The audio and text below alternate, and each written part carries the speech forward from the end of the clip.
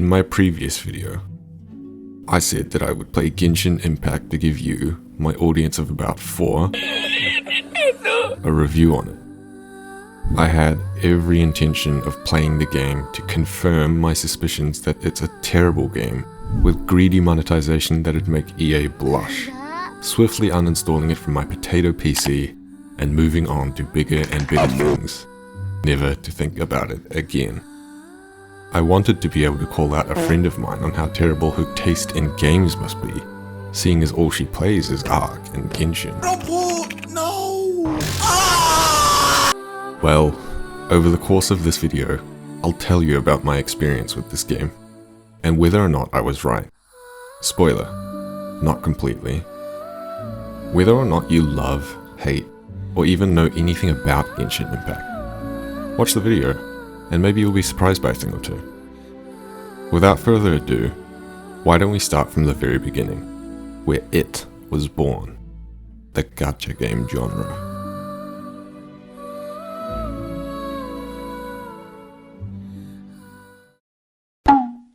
Gacha, not gachi, is the shortened version of the Japanese onomatopoeia gachapon, which is used to describe the sound of a handle turning on a machine which then pops out a capsule, one containing a mystery item.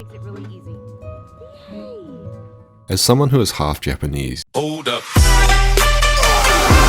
you could say I've seen and even used my fair share of these gachapons. You would see plenty of these around, in, and outside certain stores and arcades, stacked upon each other like lockers in a subway. Typical examples of gachapons included series like Dragon Ball, Hello Kitty, and Ultraman. Each of these machines would contain capsules with different figures or keyrings, each with a varying rarity. If you wanted a specific one, the most you could do was insert your yen and pray to RNGesus that luck was on your side. If it wasn't, you'd either have to deal with it or fork up another coin to roll once more.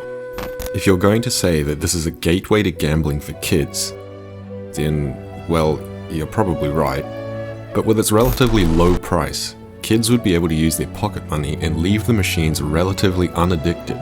But this model of getting people to spend their money on nothing but a chance to get what they wanted would one day become something much more sinister, something much more predatory and weeby. Enter a gacha game.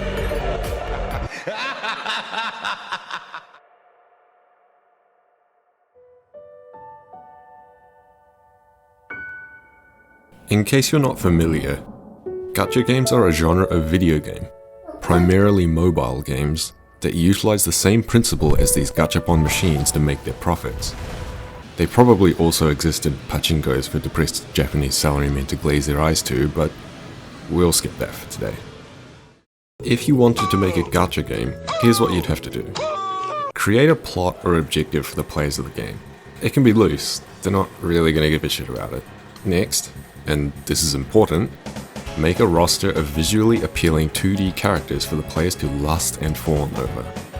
Some examples involve girls that are tanks, girls that are guns, girls in mech suits, and if you're going after a different market, boys. Now, you'll want to attach a random rarity or power level to each of these characters. This can be done using stars or the S to C ranking system, whatever, your choice. Wow. Finally, make a monetization system where the player can't choose who they buy. It has to be a random prize system. Then, you just sit back and watch those suckers fall head over heels for your 2D characters, and simp so hard over them that they spend all their money to desperately obtain the prize character of their dreams. That is the essence of a gacha game. It's sick, right? Who the fuck would ever willingly play and pay for a game that uses a system where you never actually get what you want? Millions. Millions of people would be willing. The most talked about game on Twitter during 2019 was Fate Grand Order, a gacha game. There is a huge market for gacha games to rake in millions and billions of dollars. But the general consensus within the gaming community is that they're trying to be cracked. They're trying to be cracked. She wanted me cutty. Japanese studios made these games for the Japanese, whose most played games were primarily handheld due to their busy lives spent commuting to and from work or school.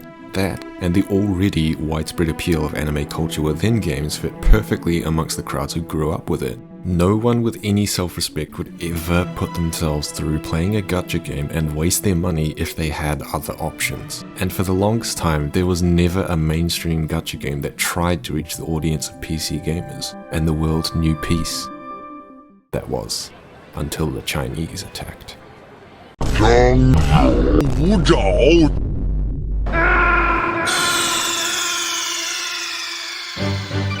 Snake, are you okay?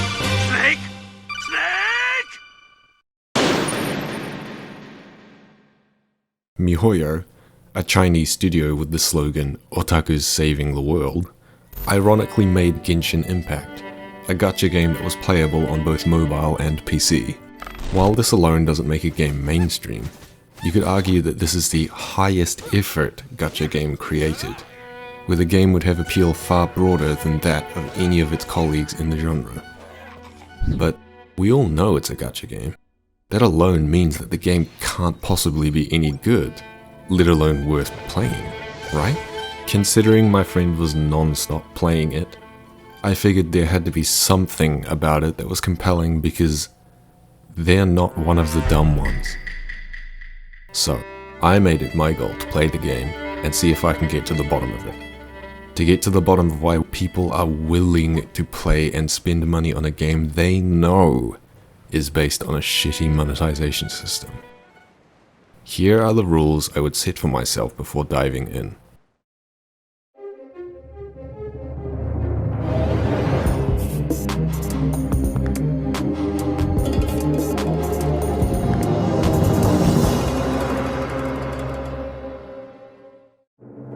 One, I would play through the game's entire story to know what the early, mid, and late game felt like. 2. I would not spend any money on the game ever. And 3. I would only play it on PC.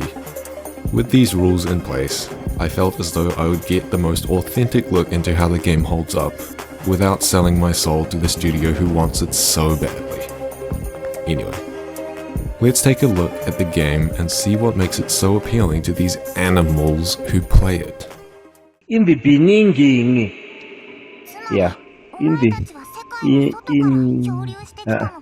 in the Genshin's story begins with a battle above the clouds between the travelers and a mysterious goddess.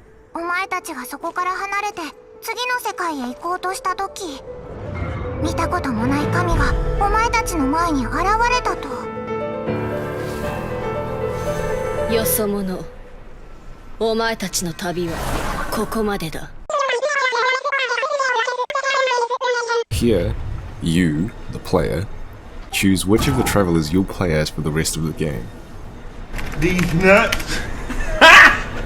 Got him! Got him! Then, the goddess imprisons both of you in a collection of cubes.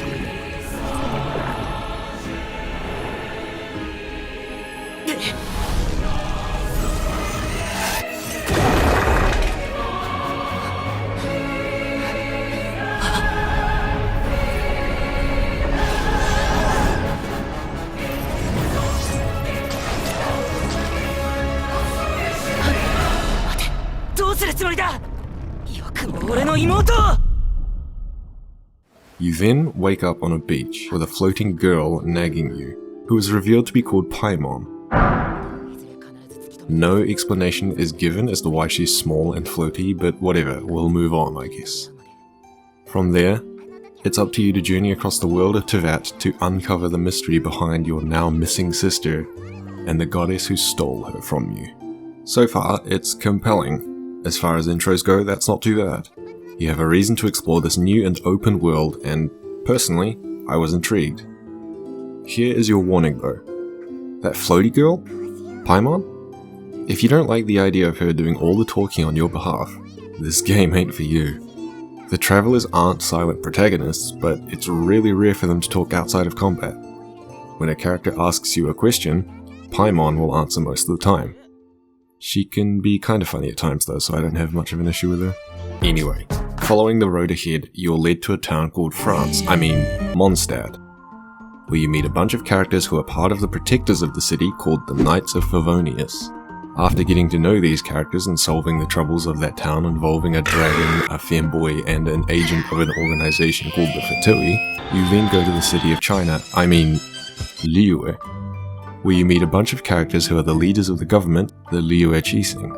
After solving their troubles involving a dragon, a water hydra, and an agent of the Fatui, you're then sailing across the seas to reach the nation of Japan, Inazuma, where you meet a bunch of characters acting as members of a rebellion against the tyrannical goddess of the land. After solving their troubles involving the Booba sword, an attempted coup, and an agent of the Fatui, you finish the game story up to this video's date.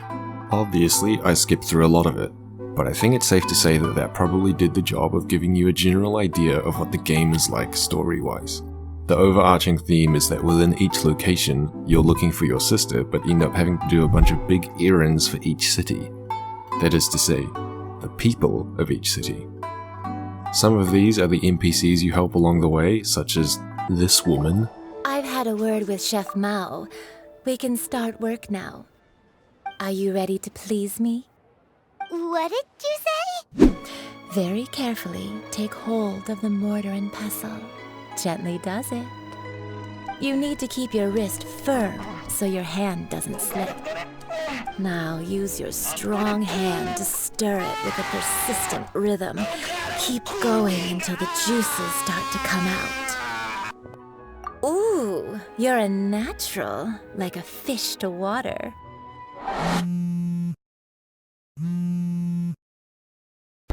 Hi, my name is Lennart Blad. I intend to start a sex site on YouTube. Maybe you are the one that I'm looking for. But mainly, it's the characters. A story is only really as good as the characters that are in it, and Genshin has quite a few characters it wants to introduce to you. Currently, there are 42 in total. They can be divided into male characters who are either short femboys with long hair, should I call you mister? Short dudes with this haircut, or taller guys with long tied hair. Female characters who are either literal children, girls who are either teenagers or young adults, and mature women. Nice. Bonus points for any if their hair color is just their element. The game is willing to give you 5 characters for free across your playthrough, and this is excluding any you might receive from wishing. The first 3 characters you'll be given are Amber, Kaya, and Lisa, all members of a group called the Knights of Favonius, a defense force dedicated to protecting the nation of Mondstadt. While there are other Knights of Favonius that are playable characters, such as Jean. There have been sightings of storm terror outside the city. Once we meet, we must... Relax. I'll lend a hand when the time comes. Mihoyo will not be giving them to you, and we'll come back to this later. The 3 that are given to you will allow you to form your first party of 4 and tackle your first of many dungeons. We'll come back to the topic of combat later, though. For now, what makes these characters special, if anything? As long as they're not an NPC who looks like all the rest. All around me are familiar faces. Chances are the characters you meet on your journey are playable, and can be added to your party as long as you're lucky enough to get them. The game wants you to feel connected to the characters you do meet though, and they do this through a few ways. One of them is through the quests that revolve around them, whether that be the hangout quests which resemble visual novels, the character quests which take you on a mini story involving them, or just any other quests which you encounter as you explore the world. Stories are written to give you the opportunity to get to know the characters of Genshin. The hangout quests, for example, will let you play out a story a number of times with different endings depending on how you choose to handle a situation. One of the characters you're given, Barbara, is also one of the options to choose to hang out with. Who the fuck is this asshole? The theme of her hangout quest is that she's a celebrity in the city, like an idol for the Sunday schoolers. She wants to catch a break from the fans she has, so you try to help her run errands for the church while avoiding the masses. From here, you have multiple options on how you spend the rest of your day with her, whether that's through having a drink at the cafe, a drink she made, or a drink a vendor gives you after you save them. You get the idea. Once you reach the end of that particular storyline, you're given a photograph to commemorate it, giving you the incentive to get each ending, to get each photo, and the extra rewards that come with them. And this is just one of several hangout quests.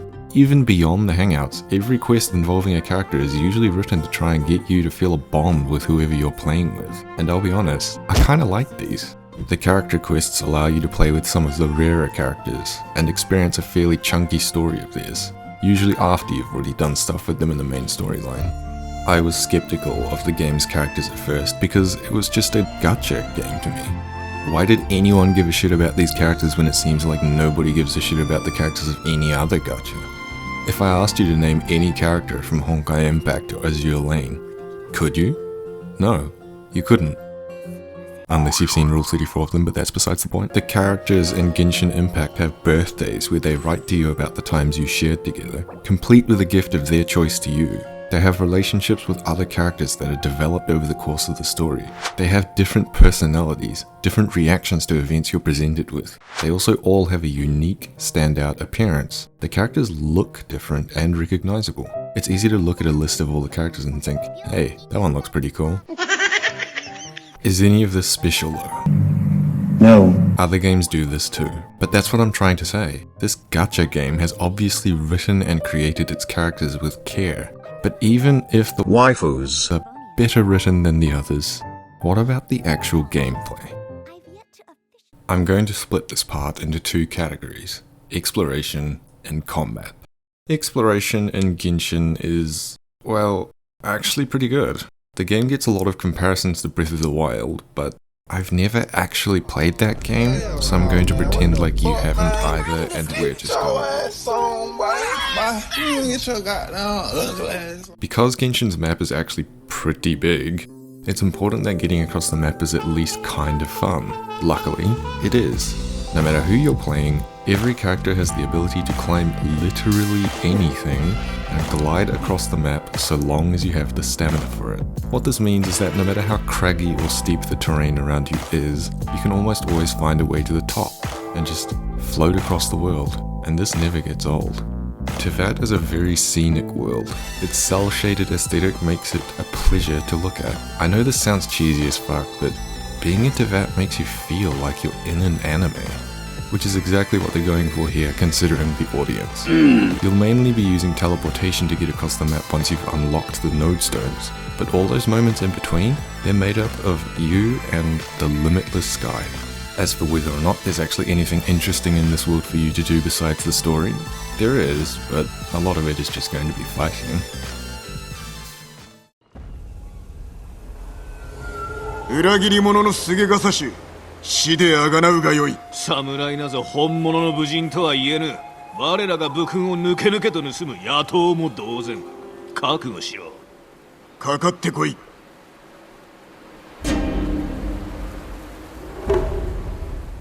Combat in Genshin Impact is satisfying, but I don't actually know if I'd call it fun. That probably sounds confusing, so allow me to elaborate.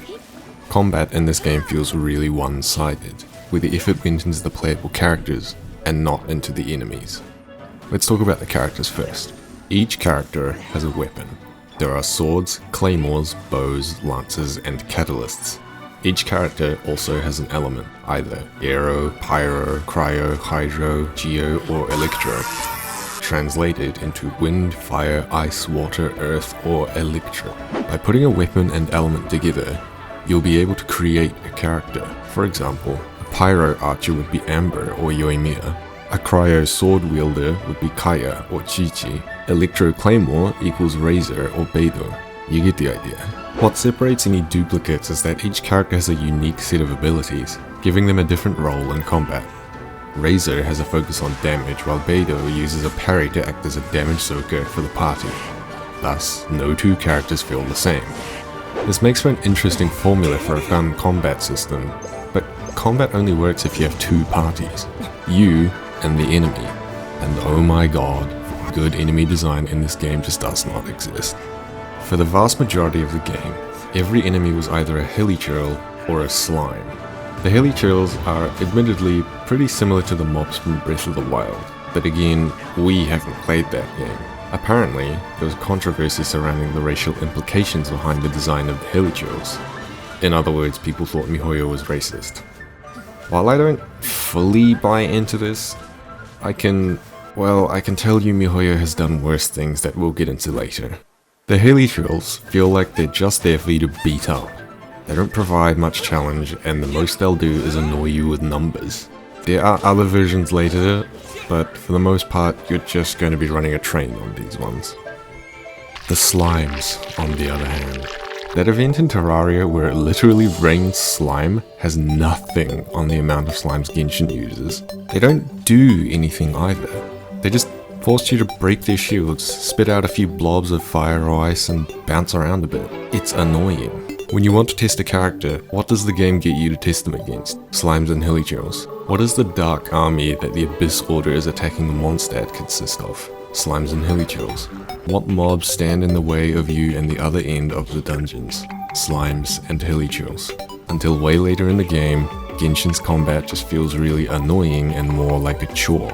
Enemies that appear later in the game are a nice breath of fresh air, even if they are just cubes or elemental Gestapo. Would I say they're challenging? No, but it is challenging to fight the guy with the ice thrower in the rain.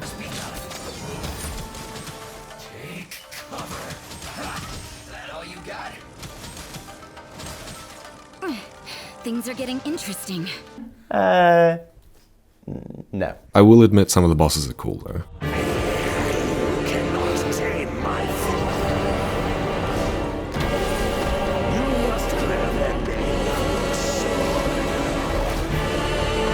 It's a shame because the elemental combination stuff is fun, but while it's fun on paper, I have two major gripes with it. Enemies will have shields that, if you don't have the element or weapon to deal with, are basically impenetrable, meaning you have to either brute force your way through this game's equivalent of a bullet sponge, or run away, switch members, and come back. And 2, some members of your team are going to end up as bots that are only there to press E or Q, then sit back on the bench. It just kind of sucks to know that some party members are going to see less time than others when I have to invest so much to keep them equal in levels. That being said, it is fun to collect the characters and make teams with them to see what kind of rolling death ball you can make. Every character having unique abilities means that finding a combination that you find fun is easy and satisfying. All you have to do is level them up to catch them up to the rest of your roster. Should be no biggie, right?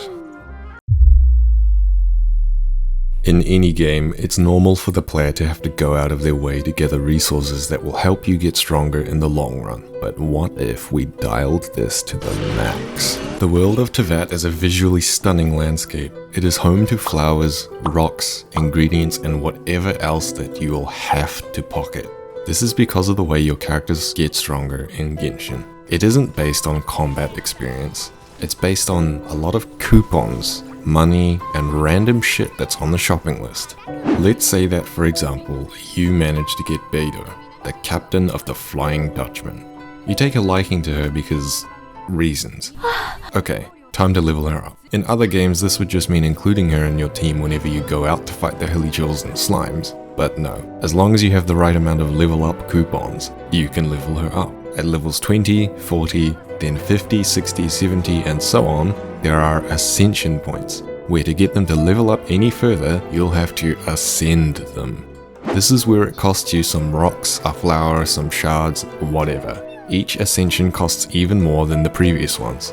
Beidou doesn't even have to touch a slime. Nobody does. They just need the coupons. But this brings us to how to get them. We need to talk about resin. Still using Beidou as an example, we'd need to gather rocks and insignias, which is tedious but doable. The electro shards, the mora, and the level up slips are going to cost you though. Every day, you are given 160 resin, an in-game currency which slowly recharges over time. Mora and the coupons come from these little balls on the map which give you the materials, and the shards come from the electro cube boss.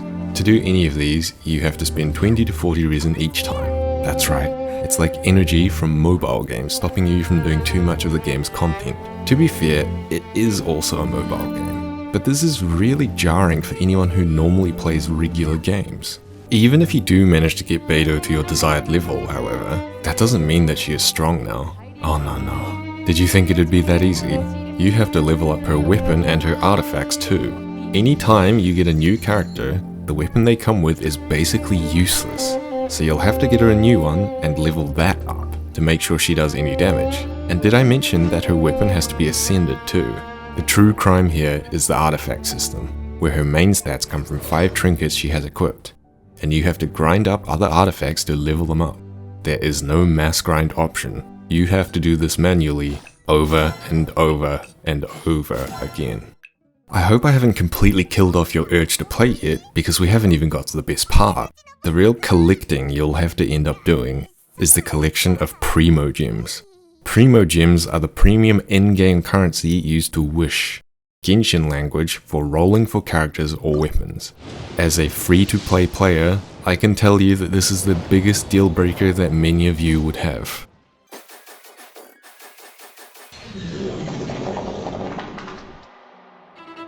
Genshin Impact raked in an estimated $2 billion in its debut year from the mobile version alone, which is really weird considering the mobile version probably looks something like this. What?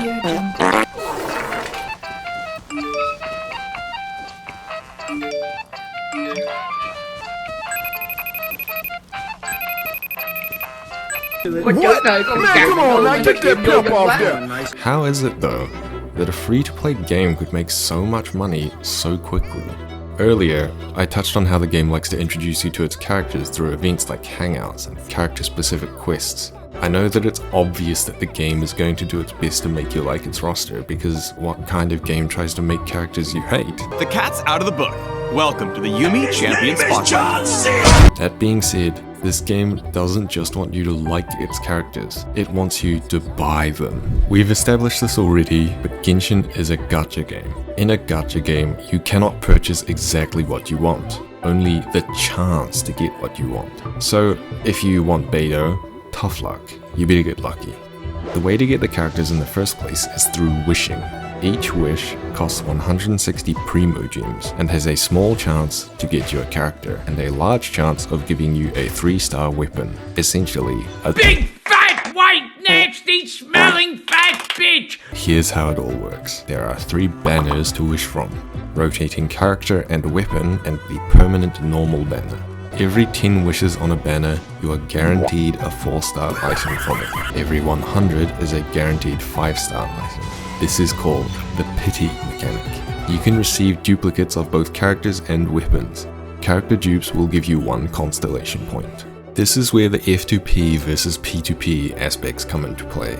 Obviously, someone who pays has a much higher chance of getting whatever it is they want, and the cap on that is limited to how deep their wallet goes. So what is it like for a free-to-play player? Do you even get anything? The truth is, yes, you do. Over the course of about 3 months, without spending a single dollar on the game, I managed to obtain 23 characters, 3 of which were 5 stars. A couple of the 4 stars were without pity, and there are a few duplicates in the mix. In terms of weapons, I got a few 4 stars and 1 5-star. This isn't a bad amount by any means, considering there's only like 44 that are currently playable, with nearly half being 5 stars. But this came from me playing daily for about 3 months. If you don't put in the time, you aren't going to get the Primo Gems. If you're willing to pay for them, you can simply buy stacks of them. But if you're a peasant like me, then we've got to get them the hard way. Completing anything in this game will usually give you a very small amount of gems. Looking at a tooltip will give you 1 gem. Completing an achievement will net you about 10 to 20 gems each. Doing all 4 of your daily commissions that are available later in the game will get you 10 for each plus 20 for completing them all. Special events will get you some too, depending on how generous MiHoYo feels at the time. This is how I got all of my wishes, through the freebies they are willing to give. But it's such a small trickle. If you're not willing to sink in more than an hour or so a day into the game, you'll realistically just do the daily commissions and end up with 60 per day. Considering it costs 160 per wish, you can start to see how depressing this is if you care about the wishing. Despite how much of your money MiHoYo is willing to take from you, They are very stingy when it comes to giving anything to their players. A couple of months ago, the Genshin Anniversary event came under fire from the community due to just how stingy it felt. To celebrate the anniversary and thank the players for sticking with the game, they announced that if players completed a web event, they would receive a small amount of Primo Gems. And in order to receive more, the players could either create anniversary cards for a 10% chance of winning awards, or by making fan art to receive additional rewards. Obviously, this didn't sit well with the players, who had poured their time, passion, and most likely money into the game. And backlash occurred on social media, basically saying, "For the love of God! For the love of God! Please!" MiHoYo responded by trying to silence the criticism by removing discussions online. To which the players responded by review bombing the game on the Play Store and spamming an emote of the character Chi-Chi lying down in disappointment in Genshin related chat rooms. MiHoYo did eventually give in and hand over more gems and other items, but it obviously left a bad taste with the player base. This is just another example, but I found a picture on Twitter of someone who had bought a Genshin X Razer collaboration mouse, which comes with redeemable Mora and Primo Gems. How many gems do you think you get when you buy a mouse collaborating with Genshin? Keep in mind, it takes 1,600 to get a guaranteed item. Not character, item. The answer is 200. 1.25 wishes. But the penny pinching doesn't stop there. Remember how I mentioned that duplicates of a character turn into a constellation point? Let's talk about what that means. Every character has 6 constellations, which are basically passives that make the character stronger, either by making shields last longer, adding a blast to auto attack combos, healing for more, you get the idea. Assuming you care about your favorite characters being complete, you'll have to roll that same character 6 additional times. Why don't we do the math on that? Actually, let's not. Someone already did it. There's a YouTuber called Tintin who wrote a program that did the math on this. And on average, it would take you 172 wishes to get any Constellation 6 character while they're on the Rate Up banner. This equates to $350 US.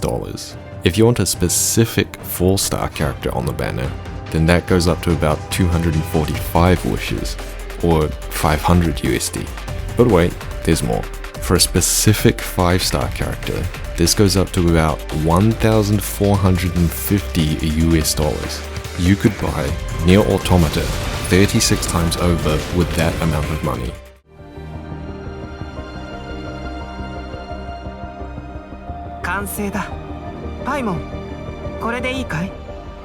Oh my god. Or you could have one Constellation 6 5-star character of your choice. I think that for people who get attached to characters to the point that they're willing to spend money on them, they would have a hard time playing this game while being able to save their money. But if you're like me and you don't really care who the game gives you, it's ironically a lot more bearable. I decided that whoever the game gave me, I would try to use. It wasn't a matter of wanting to fish for a specific character.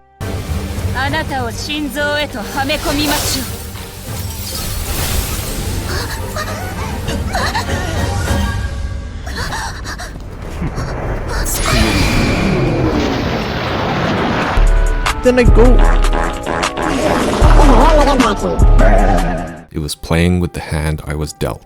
Obviously, this meant I ended up with a main party of 4 stars, 2 of them being free. I don't think it really matters too much who you get though, because, like I say, the combat's okay. It only matters how much you want someone. It's easy to think that anyone who pays for characters in this game is dumb, but I understand it a bit more. The game does its hardest to make you like its characters by letting you fight alongside them, talk to them, interact with them, all that sort of stuff. I'd be lying if I said that I didn't want to have Jean after playing as her during her character quest. Seeing all of the people of Mondstadt come to throw her a party to thank her for her work as acting Grandmaster was really endearing. That was cool, and I felt a connection there. But am I going to shill out for her? Not until I get my own VPN sponsorship on this channel.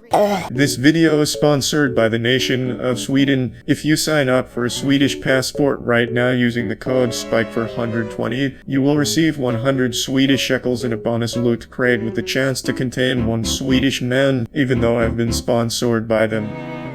I just want to say that I love Sweden. I love their what do they have there again? I love their oxygen. Yeah, I really dig that. And you can have some of that too. So remember, use the code SPIKE4120 when you purchase your Swedish passport online. That's about it. See ya. Was I disgusted by the amount of money the game asks you to pay for its characters? Absolutely. Did I expect it to begin with though? Absolutely.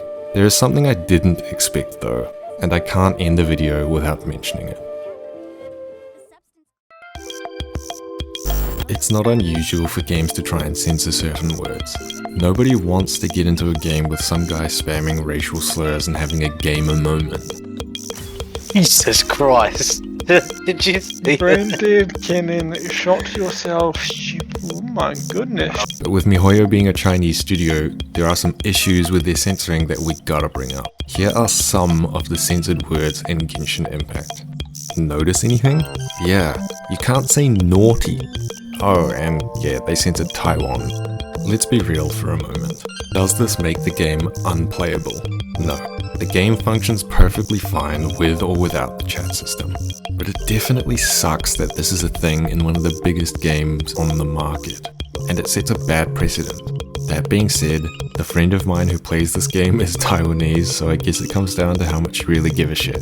Another form of censorship that the game has had to go through more recently is that of their characters' outfits. You may have seen by now that some of the characters in Genshin seem a little more exposed than the usual adventurer might need to be, and it was deemed too inappropriate for all the Chinese players out there to do something so heinous as to look at a woman, so certain outfits had to be changed. While this doesn't really affect any player base other than the Chinese, the in-game cutscenes will include the censored versions of the characters no matter what. How big a deal this is to you, however, is entirely your decision. Just thought I'd put it out there. Like I said in the beginning of this video, when I first came to Genshin Impact, my objective was to play it, hate it, shit on it, and then leave it. That was my sole intention. But I've since come to learn that there are actually a variety of reasons for one to like this game, and it's because of those reasons that I even came to like it. Maybe that surprises you that I'd call it good despite basically shitting on it for the past few minutes. Yes, I think the combat could do with a little work, and that the gacha system sucks, but I found it easier than I thought it'd be to look past those because it's still fun at a base level. The combat does actually get more interesting when you get later into the game as well, with more engaging enemies and more characters to use the longer you play, even if the upkeep of your characters becomes way more tedious the higher level you become. There are a bunch of things I didn't actually talk about, like multiplayer. What the dog doing?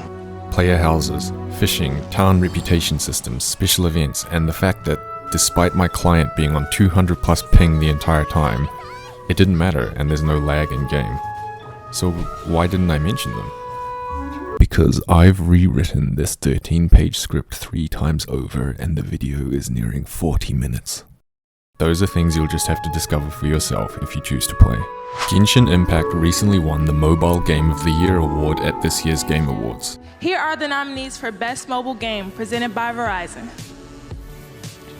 And the Game Award goes to Genshin Impact. I know what you're thinking.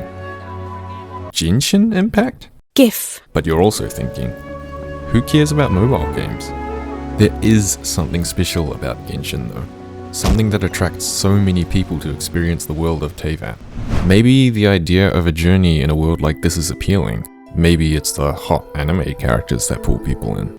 Trust me, when you fire this game up, your little fucking nuts are gonna start quaking, buddy.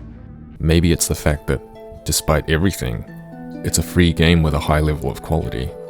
Maybe it's all of that. I desperately wanted to hate this game when I first started playing.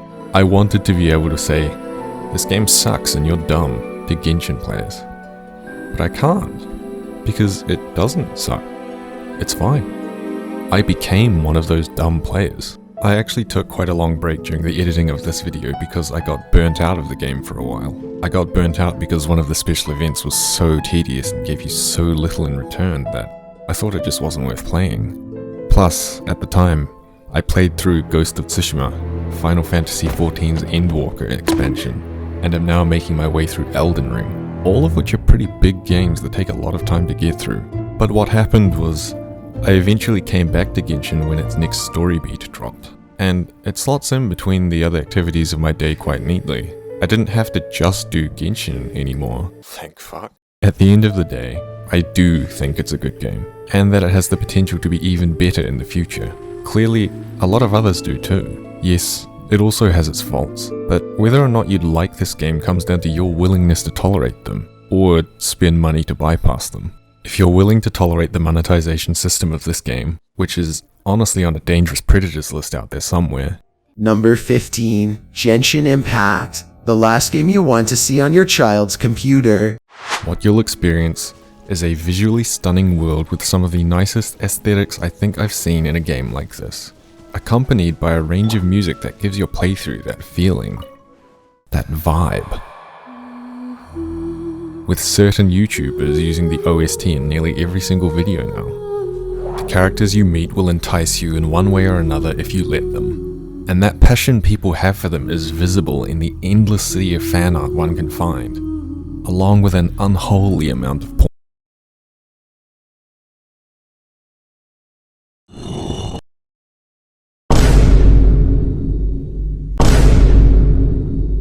Female characters who are either literal children. For God's sake, you're a bunch of fucking degenerates. I think that anyone looking to play a game that makes them feel like they're going on a journey should at least consider Genshin Impact. In conclusion,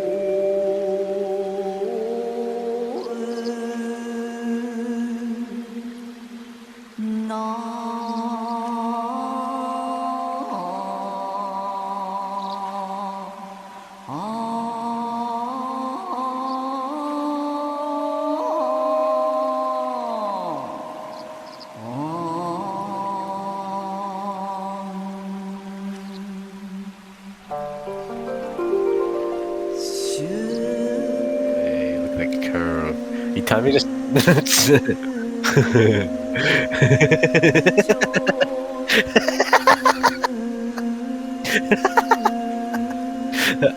I bought before someone sees this. Take sayagi. 路地を不死どとせん夜に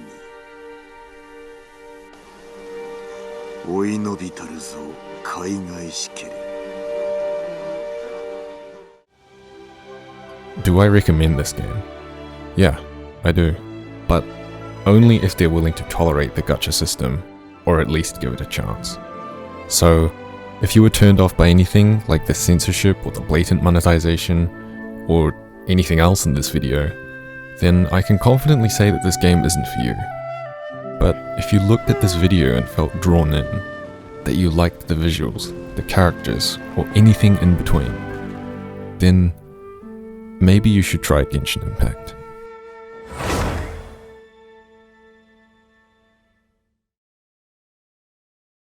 Okay, so that was like a really cheesy way to end the video, and I don't know if I want to end it like that, so let's play a little mini game. It's called Is It Genshin Character Climbing or Porn? So I'm gonna play a audio clip, and you're just gonna have to guess which one you think it is. Okay, here's the first one.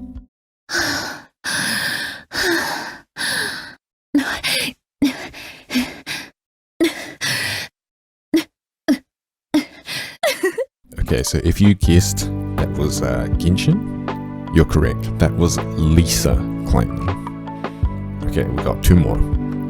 Second one, here you go.